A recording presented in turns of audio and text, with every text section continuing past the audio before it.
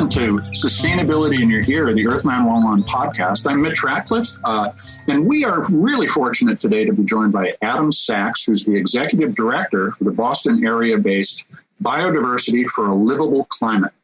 Adam and I met through a regular conversation of global climate experts, and he is an passionate advocate of the use of land management, reclaiming land in order to sequester carbon. But he's been involved in this research for the past 15 to 20 years, building some of the most influential repositories of information about EcoRestoration that are available. And you can see those at bio4, that's the number 4, climate.org, and look for the compendiums. They're wonderful resources to dig into.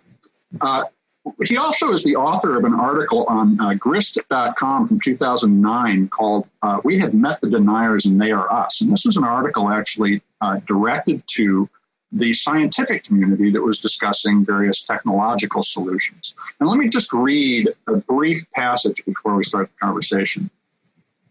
What is the reality we're denying?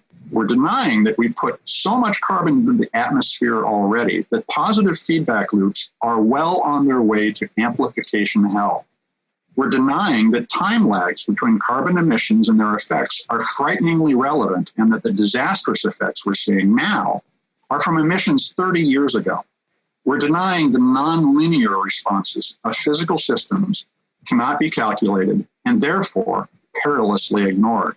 We're denying that our consumption and waste have far exceeded planetary capacity, possibly irreparably so. And he goes on to say it's largely a function of the fact that all of us are very comfortable and don't want to change. So Adam, welcome to Sustainability in Your Ear. Tell us how you got started with this and how it transformed your perspective and made a mission of your life to change the climate. Well, thank you, Mitch. I started learning about climate around 1998, 1999. I was actually working for Sun Microsystems. I was in the belly of the technological beast, and I started gathering information about climate and sharing it with my colleagues, and got all kinds of pushback from people who were very comfortable in their cubes with their computers and keyboards. And I thought this was rather strange, since even in 1999, there was some pretty good information out there. And in fact, in subsequent investigations or research, there is a video clip from a Bell Telephone Hour show in 1958, and the clip has about 5 minutes worth of how serious global warming could be eventually meaning a couple of hundred years, who knows. Sure. So I remember when we thought it was way out there. Yeah, and it wasn't that long ago that we thought that. And so I climbed on board the climate activism train and went to all kinds of rallies and signed petitions and advocated for electric alternative electricity and all kinds of other energy-saving things. And I did that for 7 or 8 years. And I began to notice that the carbon burden in the atmosphere kept going up. It wasn't going down despite all that we were doing. And people would say, well, the technology is not yet advanced enough. The fossil fuel companies are evil SOBs, and the government has whatever, George Bush at that time. But I was feeling pretty discouraged. So I pulled out of active involvement in the climate movement. And I started doing just a lot of reading of, Tim Flannery kind of stuff, and anthropology, because I was really curious about how it is that we're making these decisions. Why are we behaving this way? And some studies in history. And I met a friend who's a biologist who is very, he's very creative and curious and not constrained by the scientific norms strictly.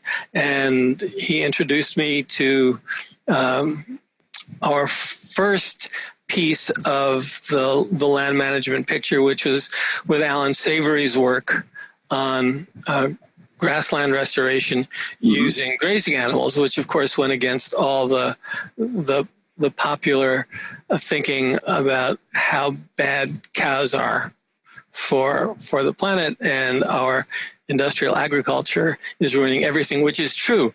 But managing animals on pastures by grazing the way nature does it is a completely different story. I mean, you can use a hammer to build a house, or you can use a hammer to kill people.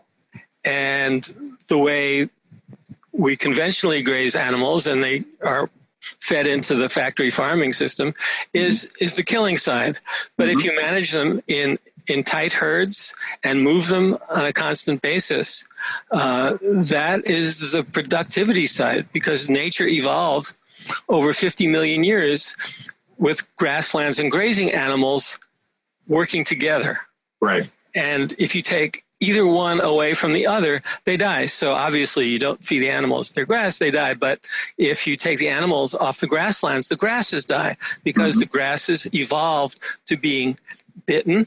The grasslands evolved to getting the constant opening up of the soil so that they could absorb water, and to the re-nourishing of the soils with the dung and urine and saliva.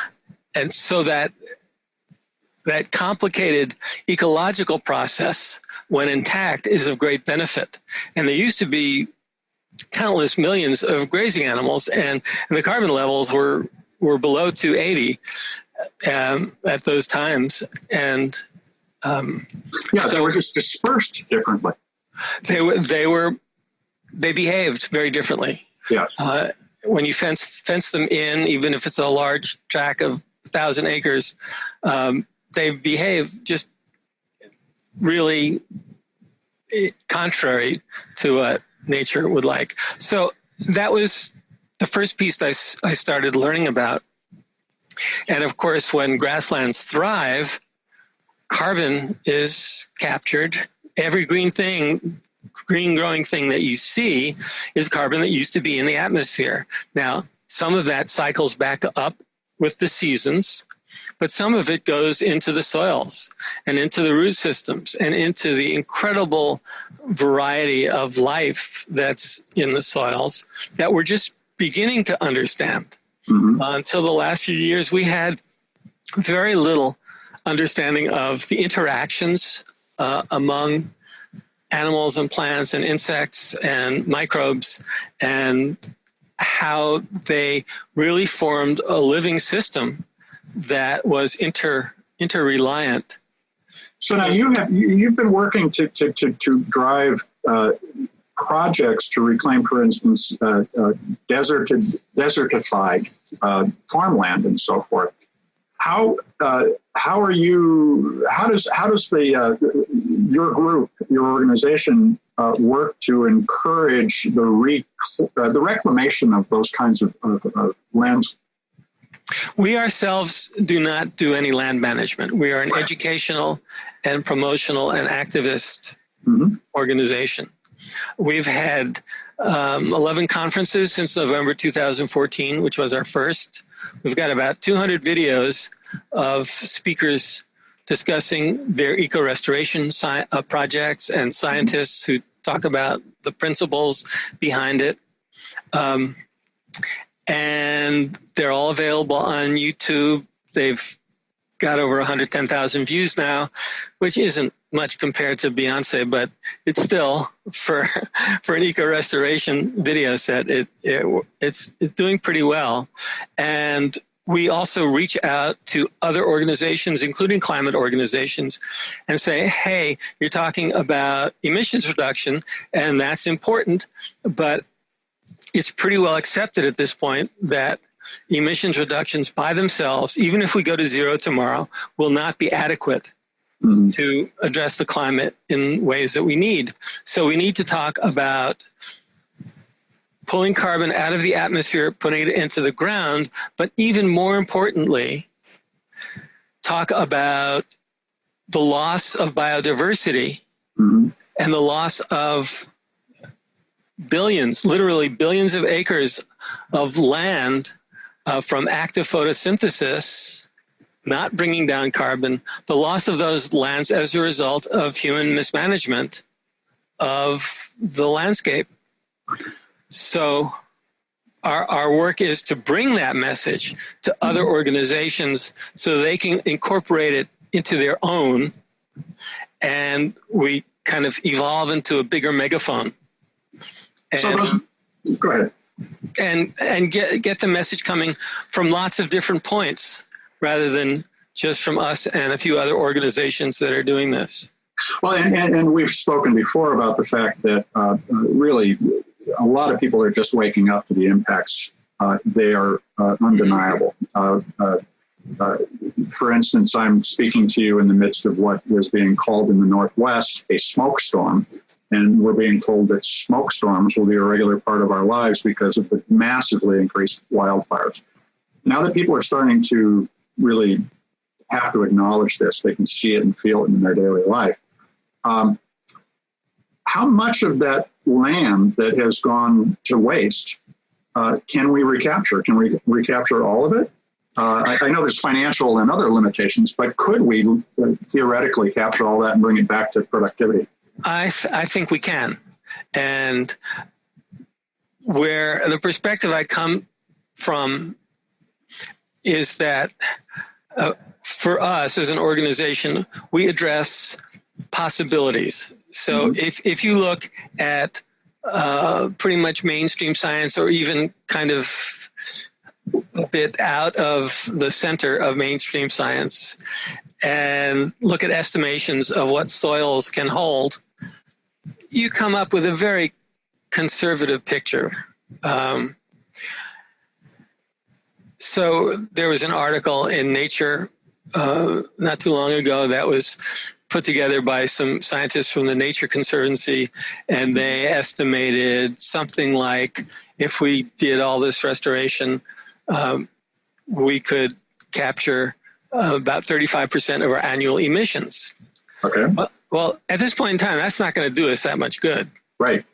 And there's a permaculturist named Eric Tonesmeyer who also did research on that. And he's a very smart guy and very talented permaculturist. But he came up with similar numbers. Now, the reason that they came up with those numbers is that they consulted the pretty much mainstream soil science literature, which has based most of its studies on agricultural land, and agricultural land that has been treated by and large the way we do now, with pesticides and fertilizers and tillage every year, not allowing the biological processes to continue on. Yeah. Exactly. And so the whole picture is skewed by that. And I'm not blaming anybody here. It's no one's fault. I mean, some of these scientists did a great job. But the position we take is we look at possibilities, at positive variants that can show us where we can go, even if we're not going there very much now. So we are going there now on maybe a few million acres around the world, but it needs to be in the billions. Can you give us an example of some of those few million acres that you are aware of right now being recaptured? Okay, let's take a look at the slides. Okay. So just a brief review of the scary stuff. If I can get there we go. So this is the growth rate of carbon in the atmosphere. It's just accelerating per year. It's overall accelerating, not necessarily from one year to the next, but over a period of years. And this is the warming still to come. And we were talking before about we see the smoke as normal, And so when we look at this graph, we don't actually see in our minds that that big black line shooting straight up. What we see is where we are now. And just for the viewers who may not be able to see the detail in this image, so what we're talking about in this screen is the 1 degree temperature change is the scale on the left, on the vertical, from -2 degrees to 5 degrees Celsius. And we are currently at 1.5 or so. We're at 1. We're at 1. Around 1, which is 1.8 degrees Fahrenheit. Right. And so much of what is projected on that hockey stick line, we already know is going to happen. Yeah. Quite enough has already happened. Yeah. But there's a lot more to come. Right. So one of the things is, that we don't want to contemplate, and this is me when I was 5 years old, and the extinction I'm imposing on my 5-year-old self was, of course, nuclear war. Yep. And the feeling for children today is very similar to what I was feeling back almost 70 years ago. And people are starting to talk about extinction more and more. So we're starting to get an idea of what we're facing. So here's one report from last year that talks about the East Pacific, and comes out of Australia. And these two authors, Ian Dunlop and David Spratt, also published a report this year called What Lies Beneath, which is a very frank and an excellent review of the kinds of things we've done and why we've done them and why they haven't worked and what we might do. Yep. Another disaster-oriented article on Uninhabited Earth from New York Magazine a year ago. And so now what do we do? The reframing of the problem that we offer is the power of the natural world. So here's what used to be a tree of life and now is a conversion of various life paths since a remarkable microbiologist named Lynn Margulis kind of changed the story of evolution. But it all goes back to the bacteria.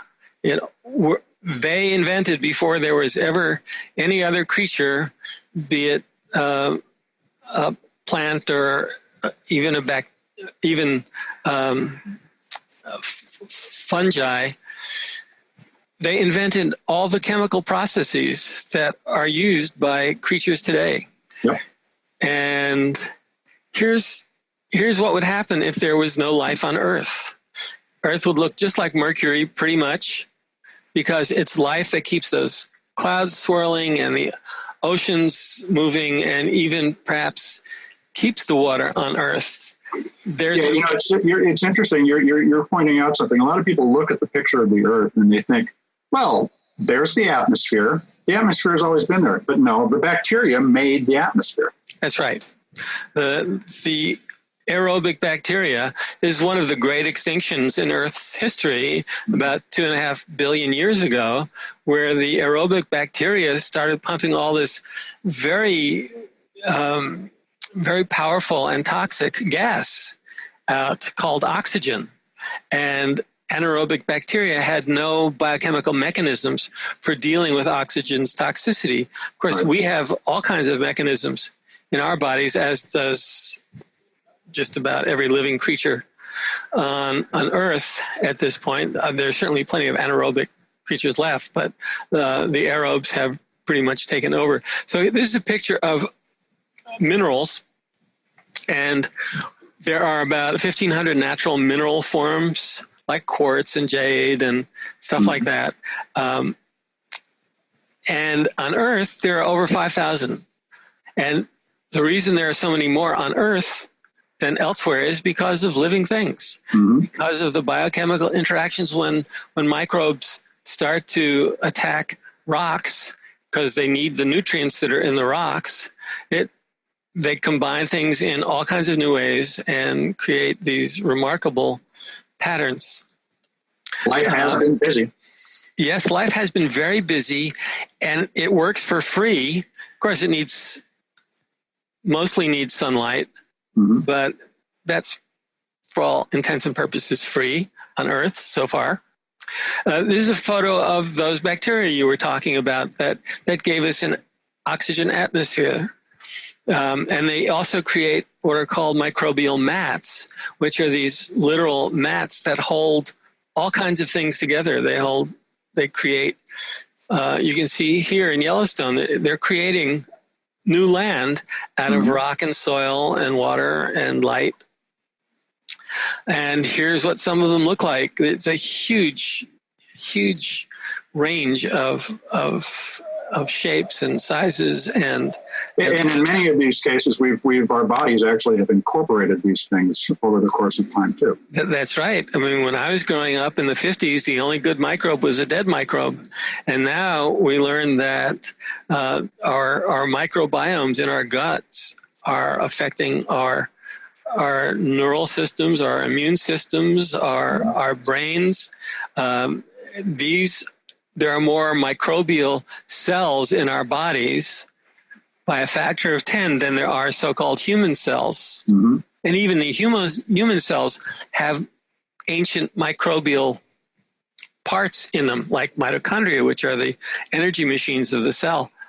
So our history goes all the way back to the beginning of life. And life has created all of that. Here's a phytoplankton, a plant that floats around in the ocean and creates these remarkable calcium shells for protection. And when they die, they sink to the bottom. Here's a view of a bloom of them. They're called Emiliana Huxley. There's a bloom of them on the coast of England, around 10,000 kilometers square, and then they sink, and then eventually there is Earth tectonic uplift, and you get things like the cliffs of Dover. All that's limestone, and it's all from those former life forms. And that is also sequestered carbon. That is also sequestered carbon, and this is a picture of chloroplasts, the energy and oxygen transformation cells in plants. And all those little green things used to be those free-living cyanobacteria. The bacteria and some other cells got together and discovered that there was a positive and mutually helpful relationship. So they joined up and have been in company for over a couple of billion years. And that, of course, is our oxygen atmosphere, which is all a gift of these photosynthesizing bacteria. So how can we heal this dilemma that we've created?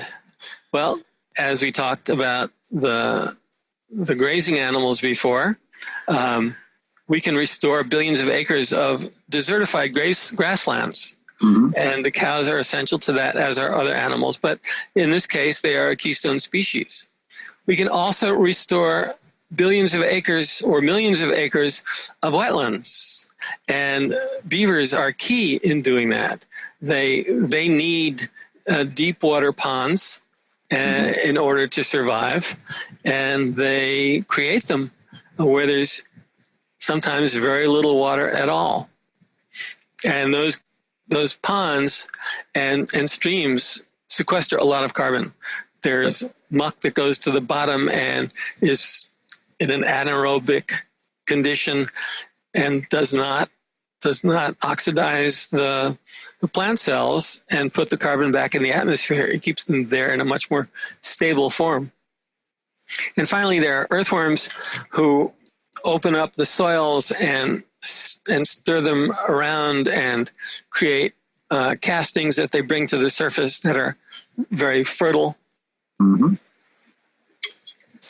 So here's our first example. In Košice, Slovakia, you can see a severely eroded field. And after 9 months of good management, you get this. So you have plants growing where there were just ruts and even sprouts a dog. How does this happen? Well, a little tool called check dams, and this is also from Slovakia. A hydrologist named Michael Kravchuk has all kinds of innovative ideas about managing water cycles. But these are almost beaver-like dams. Exactly. They are. They're human-made beaver dams. And what they do, you can see in the upper left, the silt is starting to accumulate upstream of the dam, and then downstream of the dam, you can see how the water is continuing to flow. And those are actually not streams. Those are logging roads and erosion gullies that were formed after years of use of the logging roads. So on the picture on the right, you can see the silt having accumulated and all of the green plants that are starting to grow and recreate a forest. So we know how to do this. We know how to do all of this. There's always more to learn, but we've got what we need to get started. And the results. And so it's clear that we can do remarkable things, and that this. So would you consider reclamation of desert and other ruined environments part of a toolkit, or the whole toolkit that we need in order to solve our carbon problem? I think that it could be the whole toolkit if it comes to that. I think emissions reductions is also a piece of the toolkit. As for direct air capture, I have serious questions about that, which we can talk about a little bit later. Sure.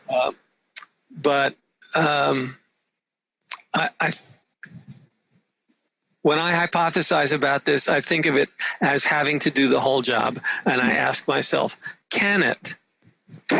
And let's move on and we'll talk about more of that. Here's an example in Mexico. The arrow is pointing to a tree that it will point to in the next picture. And similar human beaver activity is at work.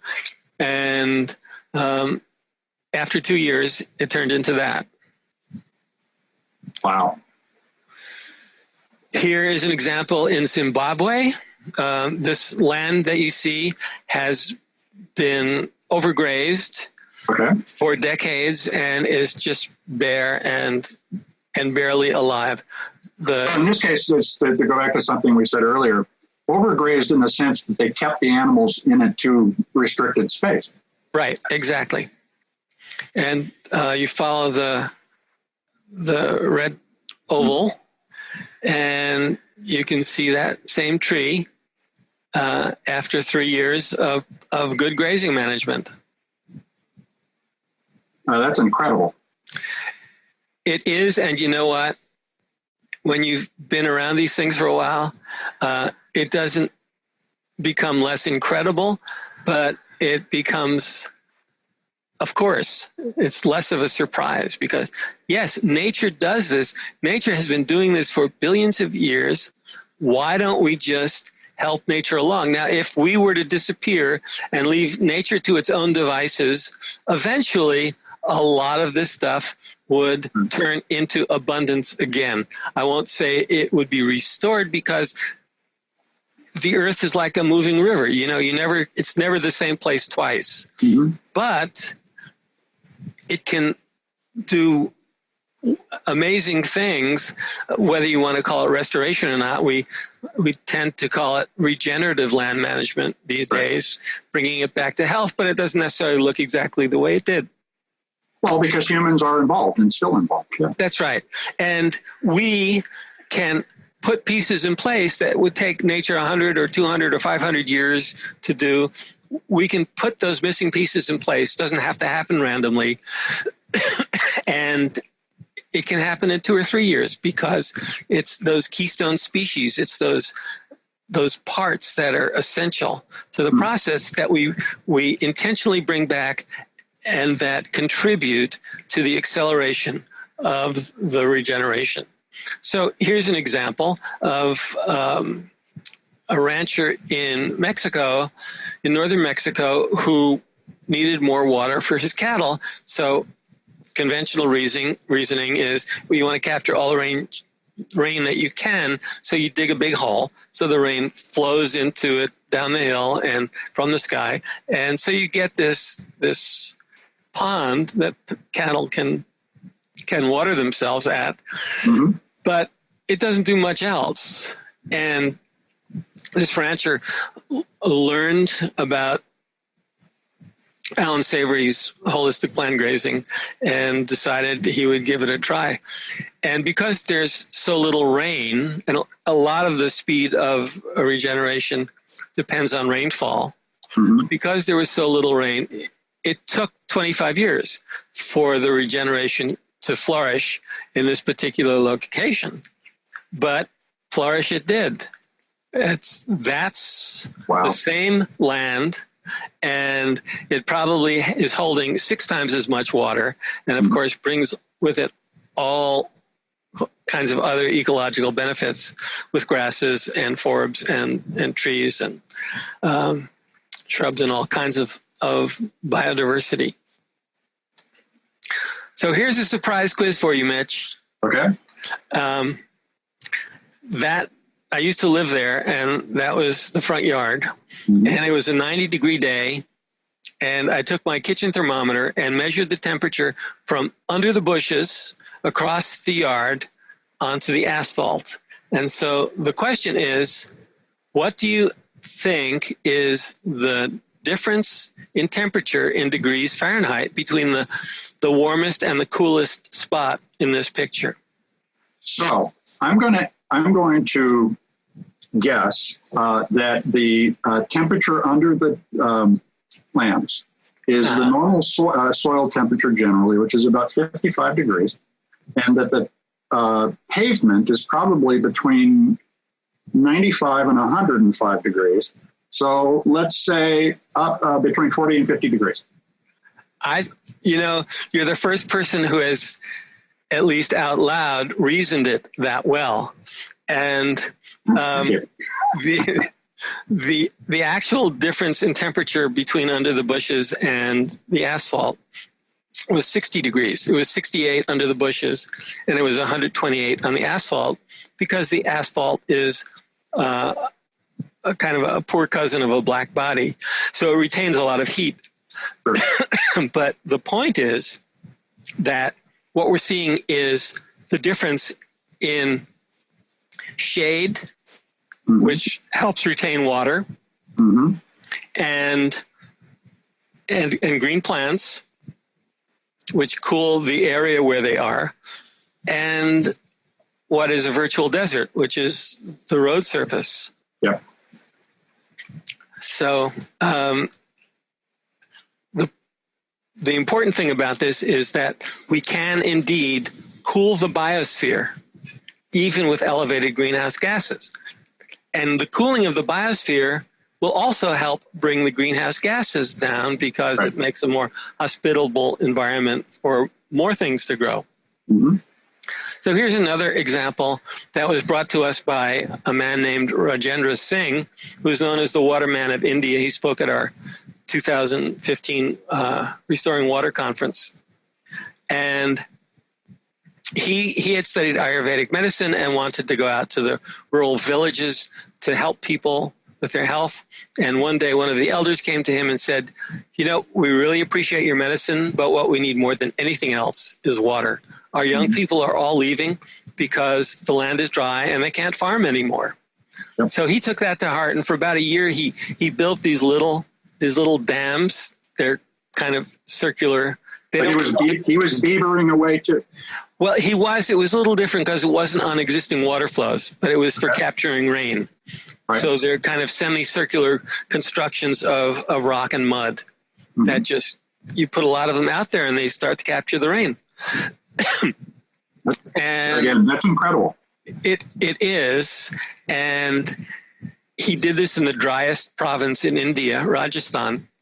And over the years, he has helped 1,000 villages restore water to their area and actually brought back to life 7 rivers, 7 sizable rivers, and has an approach that people can replicate in many other places.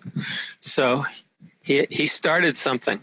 And again, another example in a very dry climate of this kind of regenerative land management. And I would add here that it's not all about agriculture. It's not all about human-centered.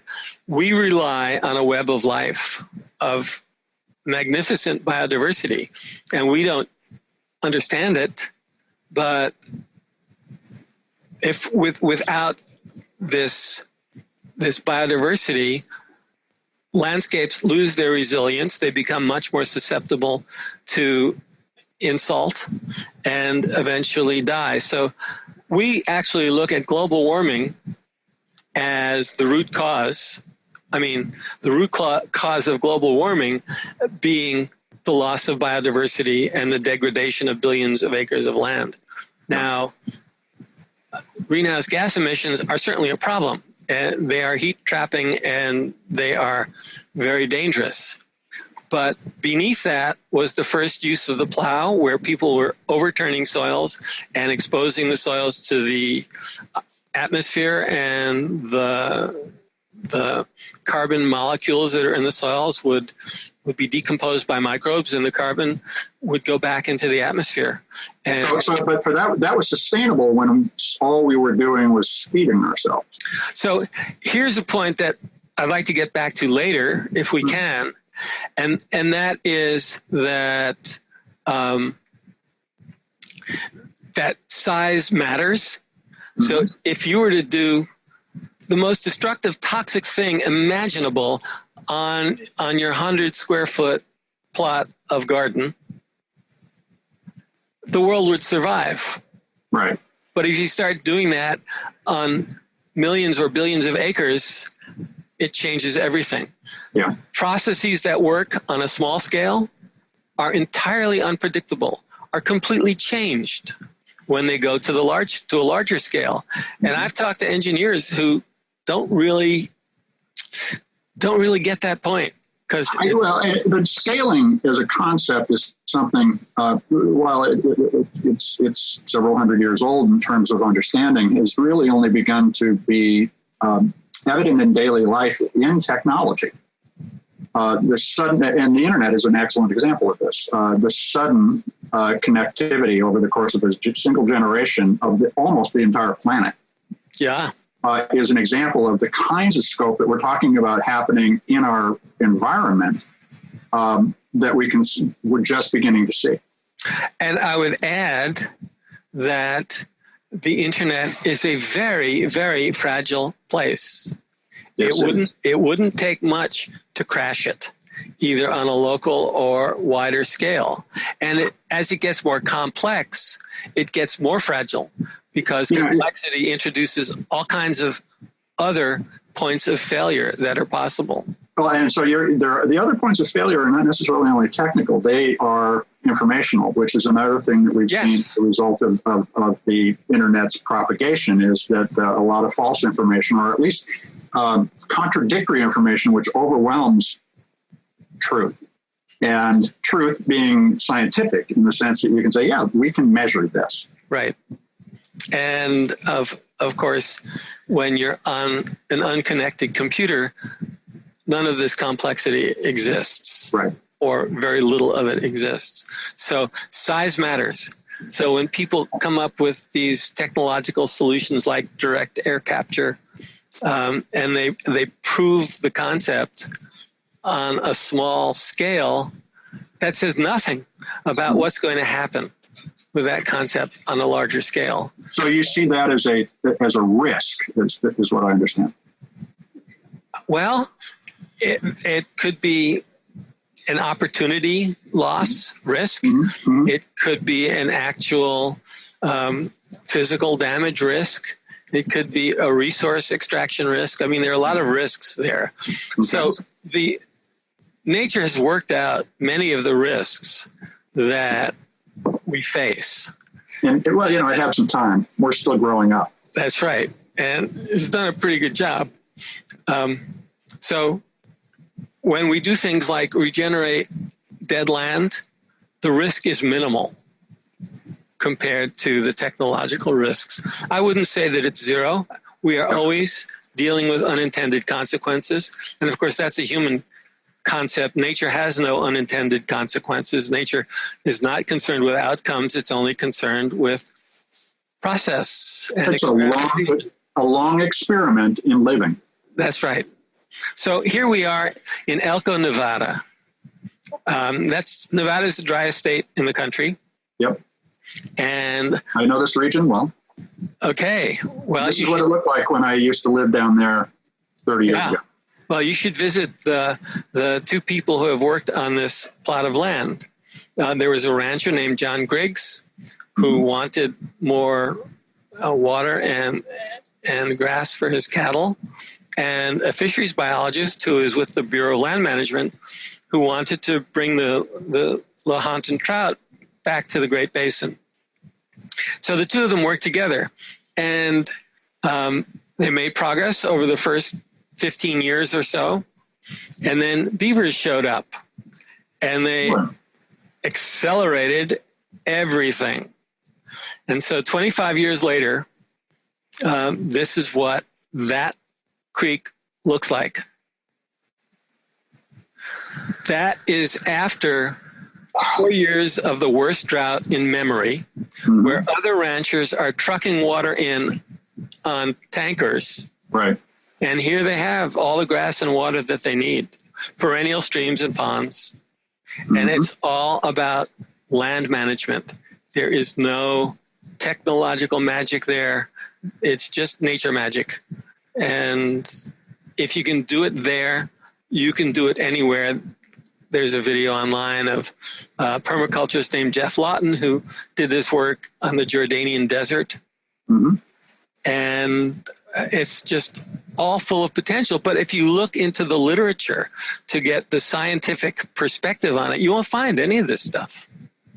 So that's why... Is that a failure of narrative, of our ability to tell this story? It's one of the limitations of the practice of science. Okay. And it's nobody's fault, because mostly scientific revolutions happen over a period of decades. Right. Unfortunately, at this point, we don't have those decades. So somehow we need to accelerate the process. And we provide a lot of that possibility information, literature in our compendium.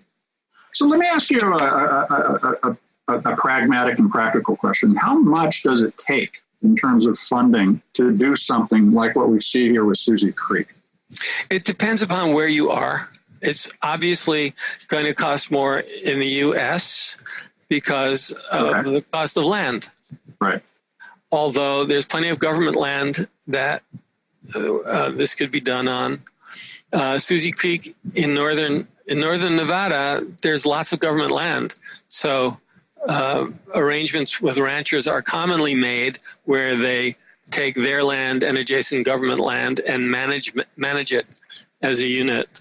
So let's take it a level up. So let's say that the land cost is taken care of. What kind of cost is involved in bringing it to the point where the beavers took over and amplified it? Mostly it's in getting animals. What happens once you start doing this is that you have to increase your herd size because the herd that you started with does not keep up with the rapid rate of the growth of the grass. So you just described the ideal situation for a rancher. It's a great situation for a rancher, but it's also great for other things around, because in the process of doing this, you have extraordinary increase in biodiversity and animal life. So there's a ranch, I think in Texas, where they've been working on this kind of management for years. And so now they have lots of wildlife. So they can charge people to look around the land and go bird watching. They can charge hunters to during hunting season to go shooting, and of course they have their meat that they sell.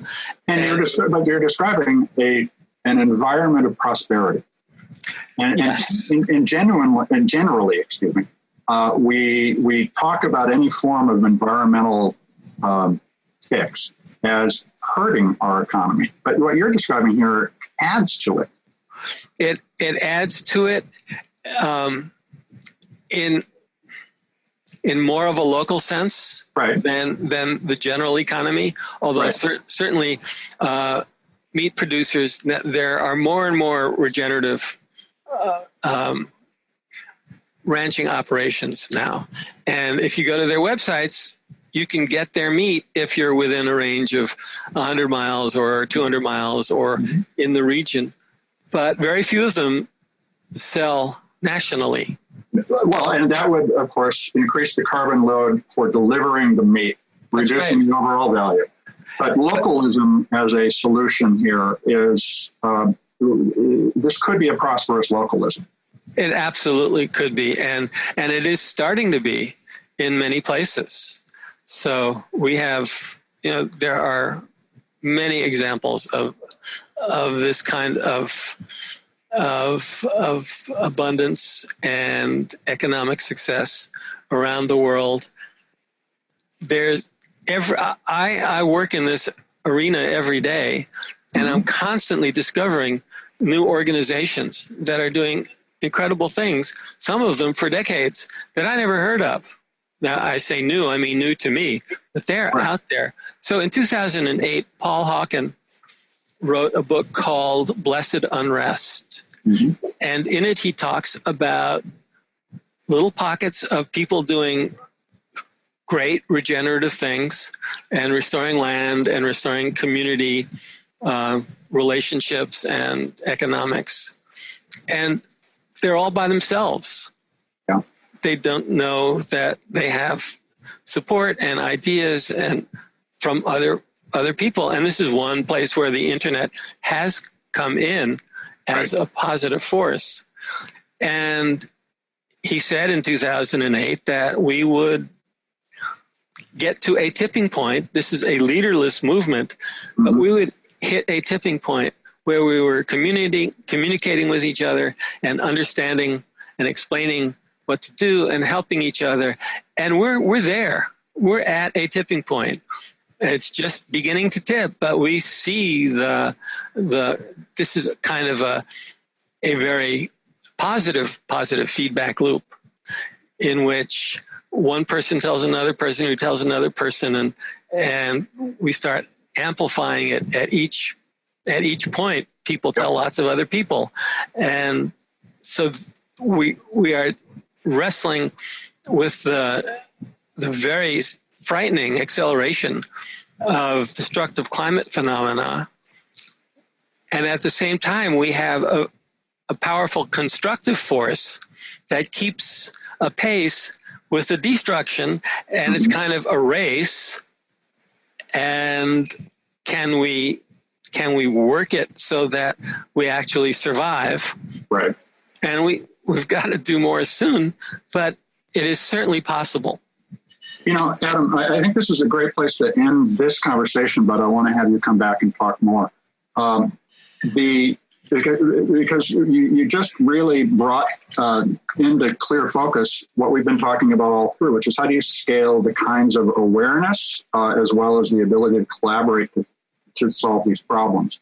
And that is why we do what we do at Earth911, obviously, but it's why so many people are trying to do this. They're waking up to what they see in their own neighborhoods, out over the land they love, seeing the trees that they have always admired or sat under to enjoy the shade die. And I didn't hear any birds singing this morning. In our smoke storm that I mentioned earlier, there is no bird song, which is just extraordinary. Yep. And normally my yard is full of birds. So thank you very much for joining us on Sustainability in Your Ear, Adam. Tell us, where can we find you online? We are Biodiversity for a Livable Climate, and our website is Bio for Climate. That's BIO 4climate.org. Thank you, Adam, very much for joining us. We will be talking to you again. Have a great afternoon. Thank you, Mitch. And this is Sustainability in Your Ear, the Earth911 podcast. Thanks very much for listening. We'll talk to you the next time.